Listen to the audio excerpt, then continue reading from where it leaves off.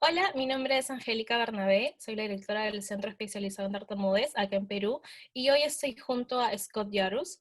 Él es profesor en Michigan State University y es presidente de Stuttering Therapy Resources. So thank you so much, Scott, for being here. I'm very happy to have you here. Excellent. Well, I appreciate that. It's nice to have this opportunity. Thank you.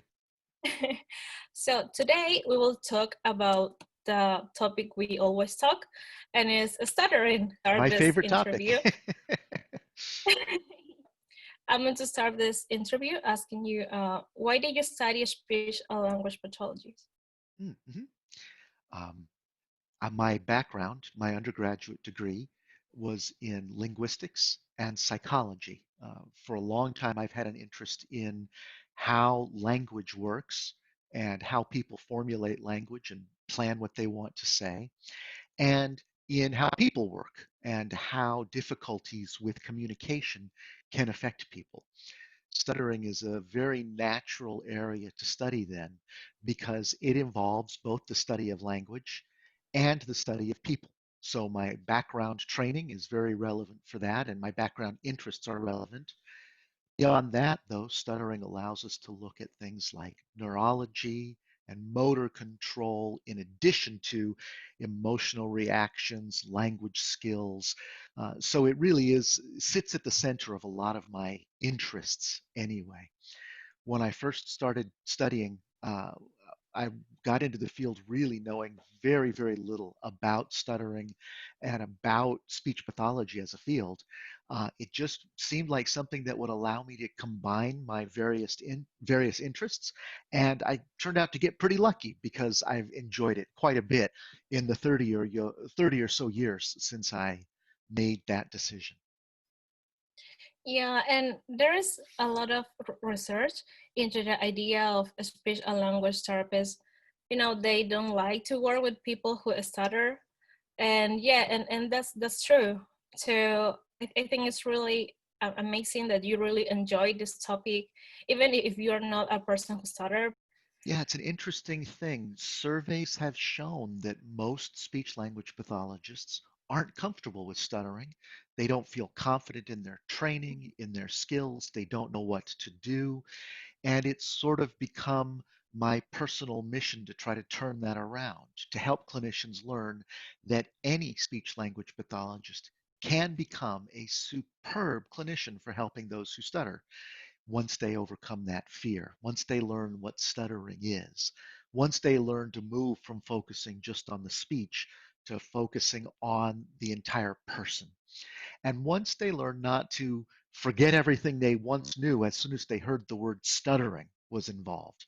So often there's a sense of panic that goes with working with people who stutter, and that causes even skilled clinicians to forget the fundamental things they know about speech therapy in general, about listening to people and about helping them fulfill their own potential. That's really what stuttering therapy is all about. Yeah, and the job you and Nina do in Stuttering Therapy Resources is amazing, and I'm also very happy with that. I think I told you in Cusco that I'm a big fan of you because of your amazing books. Well, you're very kind. Thank you for that. So my next question is, how did the Stuttering Therapy Resources start? Great. We started Stuttering Therapy Resources in about 2012 or 2013.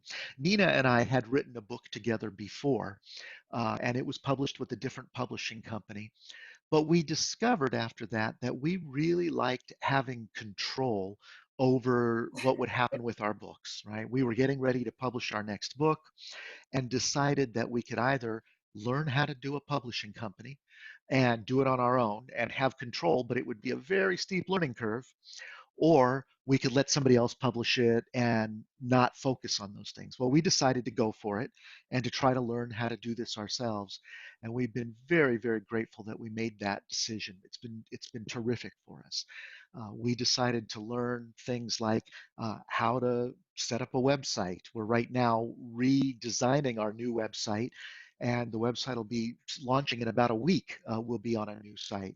But we learn how to do that, learn the legal aspects, learn how to hire publishing companies, and learn how to warehouse product. And while we do all that, that allows us to focus on the writing that we love to do. Stuttering Therapy Resources is a small little company. There's just four of us. Nina and I do the writing, and within that, Nina enjoys doing the social media, the Facebook and things like that. That's not for me. She does that stuff. I do the writing, and I have a lot of ideas about products that we can do. But we're very fortunate in that Nina's husband, Lee, he is a businessman, a veterinarian, and he is nearing retirement, but he has a skill in keeping the books, the accounting paperwork, the bookkeeping, because he's good at business. So he does the business side of things. And my wife, Virginia, has experience and is trained as a teacher. So she understands young children. That helps her with editing the work, and she can understand the audience that we're trying to reach. And she has experience with the design and layout. So she designs the look of the materials, and she runs the office. So between the four of us, we each have our little area that we take, Yeah, and together we make a little company. It's been great fun doing this. yeah, I can imagine. I can imagine that. It's like a great team to work with. Exactly, exactly. Yeah. So, well, for those people who don't know, in their website, you can find a lot of resources for speech and language pathologists, for teachers, like videos, like a lot of information. So, I want to ask you another question, and I don't know if it could be a little bit complicated to sum up all the information, but well, my question is for you, what's the most important thing a speech and language pathologist need to know about stuttering? No, that one I can answer very easily. The most important thing, in my opinion, the single most important fact that people can learn about stuttering is what I typically say as stuttering is more than just stuttering. And what I mean by that is that the experience of living with stuttering is about much more than just the production of stuttered speech in the mouth. And when one opens up to recognizing that stuttering is not just a speech issue, but rather a life issue, then we're prepared to assess more broadly and treat more broadly and to focus our attention on what's most important for people who stutter. When people who stutter come to speech language pathologists for therapy, of course they're interested in speech changes. That's sort of a given. But what they're interested in, so much more than that, is the life changes that they're hoping to achieve. Being able to communicate freely, to express themselves, to say what they want to say without fear, to be able to achieve their goals. And when clinicians recognize that, that right there makes a difference in their practice. That makes a difference in how they approach the condition and on what they look for. And it allows them to spend more time relating to their clients as human beings rather than just as mouths. And we want people to focus on the human who is the person who stutters rather than just a speech behavior. Yeah, yeah, and that's very important. Like, stop putting all the focus on fluency and think about communication and that the person can say whatever he wants to say, he or she wants to say. Yeah, because Exactly. yeah, uh, as I and also you always says that techniques can work, the techniques can help. The people can gain fluency, can talk in an easy way, but techniques don't cure stuttering. And Correct. we need to work in acceptance, and also because it's unrealistic to use techniques 20 hours per day. Like me Exactly. also as a person who started, I like I never do that. No, It's nobody could. Nobody could. Yeah. exactly. Yeah. And yeah, it's complicated if someone wants to pretend that we can have control of our way to talk every day for the rest of our lives. So it's Right. very important to understand that. Exactly. Exactly.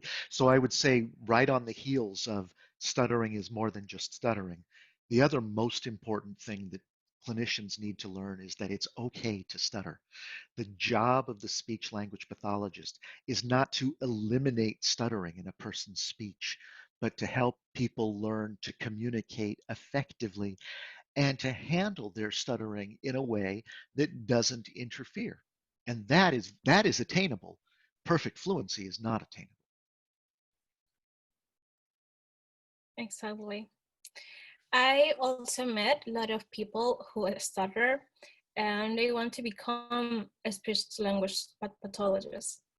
So my next question is going to be, what advice would you give to young people who stutter hoping to become a speech language pathologist? Excellent. Very good. There's two things I would say about that. One, very positive, and one that's more of a caution.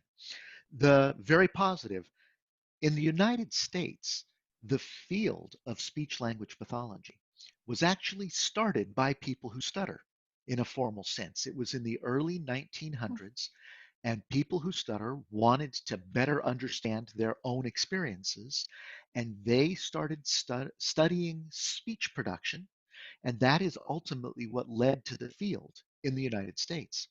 So, of course, people who stutter could be interested in pursuing a career in this area. Absolutely.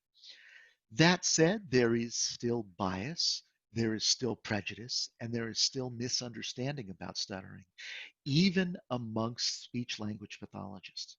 So, on the one hand, you would think this is a field that somebody can go into where they'll be accepted and everything will be fine. And that's true for the most part, but it's not true entirely. We still very often hear people tell their stories about experiencing discrimination, even in their speech language pathology training program, receiving comments from faculty, even speech language pathologists, about their speech. And the reason I mention this is just so that people will be prepared. It is a great field to work in, and you will find that most people are very understanding. But just like in any walk of life, you'll find those who aren't. Don't let it hold you back. Don't let it discourage you, because what will happen is when you are able to stand up there and be yourself and be a speech language pathologist, that's what helps to change the attitudes and opinions of other people. Yeah, yeah, it's true. I also met some people and I say I would love to study that, but I'm a person who stutter, so I can't. And it's like, no, you can do it. You absolutely can. And That's exactly right. yeah, so my last question is, after working with people who stutter for several years, what has been the greatest lesson you have taken with you so far? Mm-hmm. That's a nice question. For me, the most important lesson, it helped me, it helps other clinicians, is that for those of us who don't stutter and those of us who want to help people who do stutter, the most important thing we can do is listen to their stories. The only way I've been able to truly learn about what stuttering means to people who stutter is to listen to them, not to tell them what stuttering should be, not to tell them what they should do or have to do to achieve some artificial standard of fluency that other people might wish to impose, but rather to listen to people who stutter telling their stories, because that's what helps us develop our skill. Without listening, without understanding the true nature of stuttering, it's too easy to fall into that trap where you would say, oh, yes, people who stutter, they just need to do this, or they can just use this technique. And that is what leads to this narrow focus on fluency. We can broaden our understanding, we can broaden our scope, we can broaden our focus, and it starts with understanding the story and the lives of people who stutter. So listen first. Yeah, and that's also very important because every person who stutter has a unique experience. So I don't know, my experience as a person who stutter is going to be completely different to the other people who stutter. That's So exactly right. yeah, Yeah. what you were saying is very important because otherwise we will think that, I don't know, that every person who stutter is having negative feelings, for example, or things like that. So, well, thank you so much, Scott, for this interview. Thank you for the opportunity and for asking me. I greatly appreciate it. Y muchas gracias a ustedes por ver esta entrevista.